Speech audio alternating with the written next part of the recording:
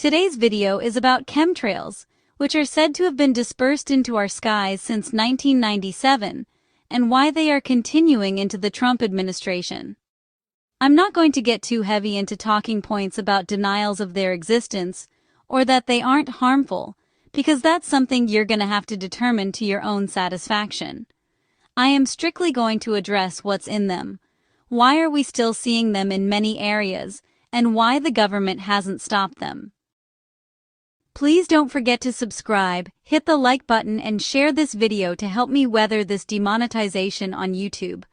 Subs are very important to get private sponsors, so please hang in there until we get this cash flow issue resolved. So, who hasn't walked outside and seen a grid of puffy white lines in a beautiful blue sky? I can only tell you that where I am in Southwest Florida, the skies are clear as a bell, but many other states continue to see these chemical puffs in their skies. For years, RFK Jr. has described chemtrails or stratospheric aerosol injections as harmful interventions that deliberately release toxins into the atmosphere. And more recently, he has described them as unauthorized, and that he believes they are being propagated by either DARPA or additives in jet fuel. In 2025, on Dr. Phil's primetime show, Kennedy said that, "It's done, we think, by DARPA, and a lot of it now is coming out of the jet fuel." The official narrative appears to maintain that people are confusing these extensively expanding chemtrails with contrails that are simply plain exhaust, and this notion by RFK Jr. that these chemicals are now coming out of the jet fuel could be how they justify saying they are contrails. You see, contrails are condensed water vapor or ice crystals in the wake of an aircraft. Now, if other chemicals have been mixed with the fuel, it's very feasible that the contrails may also be chemtrails, and this is consistent with the concerns of our Secretary of Health. I do have a question why almost all of the numerous AI platforms mitigate or lessen the authority of our current government officials, and prioritize the echo chamber in determining who's credible and who's not.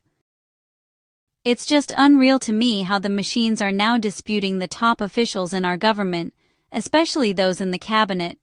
It seems that the echo chamber parrots many congressmen and women as authorities during a period when so many of them are proving to be less than trustworthy. In fact, Wikipedia lists chemtrails as chemtrail conspiracy theory, so take it for what you will. Independent lab tests have found many different toxins in these chemtrails, including arsenic, ethylene dibromide, lead, desiccated human blood cells, and a bevy other things that I don't want being sprayed on me or my food. Kennedy agreed that these dispersals contain barium, aluminum, and strontium, that they are going to find out who's doing it, and they are going to hold them accountable. This is a huge bombshell that we're hearing. This tells me that there's still infiltrates in the government that must be cleansed if they are able to illegally drop toxins from our skies without approval. If they have such an ability, they could literally drop a bioweapon from these planes equipped with such tanks or fittings. DARPA stands for the Defense Advanced Research Projects Agency. It is a research agency within the United States Department of Defense. We've always been told this was something to do with the climate, so why in the world has the Defense Department been doing research over our own land? What are they defending against? DARPA allegedly researches cutting-edge science before it becomes mainstream. However, DARPA is often tied to black budget programs which are off-the-books money recipients. It's important to understand that geoengineering is generally considered to be weather modification that is known and sanctioned in some cases, such as seeding to increase snow for ski season, but does anybody think that it stopped there? Now, if you've ever seen chemtrails, you have likely seen them coming from what looks like commercial planes, and you would be right. My friend saw several planes in a remote area all emitting chemtrails. The big puffy ones. I checked Flight Tracker, and all were commercial flights flying over her except for one that was from the Tennessee Valley Authority, but they all had chemtrails. One of the planes was a Sun Country flight going from Minneapolis to Tampa. That made me think that I never see chemtrails in Florida anymore, and that Governor DeSantis banned geoengineering and weather modification in July 2025. So was this flight that was spraying over Alabama going to stop spraying over Florida airspace, and who would shut it off? Are the pilots shutting these things off and on? Well, it turns out that there's several companies like Rainmaker who actually have remotely operated dispersal systems, and I would say that the pilots may not even realize that these additional chemicals are being turned on and off. That's the kind of stuff that DARPA has the power to accomplish. I also checked why these auxiliary tanks or fittings haven't been picked up by FAA, and it turns out that they don't do inspections of the planes. That's up to the airline and its mechanics, but defense contractors like Boeing could add the tanks during manufacturing. So remote, covert dispersal control can certainly be done remotely without the pilots even knowing it, and that could be why you may be seeing so many in the sky at one time.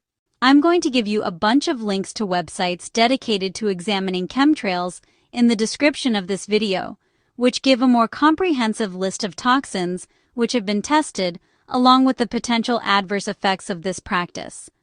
This video will focus on the ones that RFK Jr. has confirmed. We all know that aluminum has been linked to the destruction of the fatty myelin sheath, which wraps around most of our nerve cells. The best analogy is to think of a plastic coating on wires. This lipid covering has three main functions that we know of, and that's as an insulator, which keeps the nerve signals from leaking out of the membrane, which keeps the signal strong and prevents it from dissipating as it travels along a network of nerves. The myelin also speeds up signal transmission by enabling something called saltatory conduction. You see, neurons do not connect or touch other neurons to transmit the signal across a pathway. The electrical impulse actually jumps across the space between them, called the synaptic junction. So, aluminum is ingested multiple ways, from vaccines to antacids and aluminum foil to antiperspirants. Always think cumulative. RFK Jr. also confirmed that they chemtrails appear to contain barium, which is also toxic, and according to Global Ski Watch has a salty metallic taste. While barium is highly susceptible to oxidation, the barium that has been reported in these exhausts are already in oxidized salts such as barium chloride, sulfate, or oxide. If water-soluble salts are used, there can be adverse effects as they are classified as toxic in the material safety data sheets.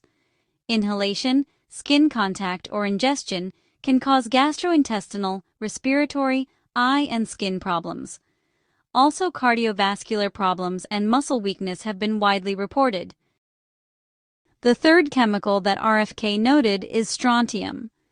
The NIH has posted a toxicological profile for strontium, saying that it is highly absorbed into bones, and compares it to calcium and how it could be beneficial.